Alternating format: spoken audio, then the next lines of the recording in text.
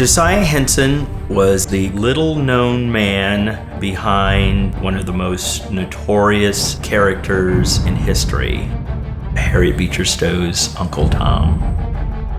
In talking about Uncle Tom, we have to be careful because it has a legacy rich in racism. The term Uncle Tom has become this derogatory term, but really the character was never written to be that way. Uncle Tom's Cabin was a massive global success. It sold over 1 million copies in its first year in print and became the best-selling novel of the century. It was used to put a face to slavery.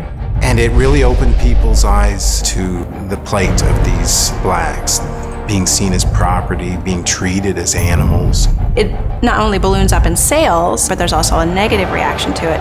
And then the controversy begins, where people are criticizing the book, saying, how can this be? Blacks being whipped and beaten and tortured, it just can't be. Harriet Beecher Stowe pushed back by publishing a giant book of all her sources called The Key to Uncle Tom's Cabin. On page 26 and 27, she talks about Josiah Henson. Henson's life story was integral to Uncle Tom's Cabin. After more than a century of racism and tens of millions of copies in print, everyone has heard of Uncle Tom. But how have we never heard of Josiah Henson? How has history forgotten this man? From that time to the present, I have been called Uncle Tom, and I feel proud of the title.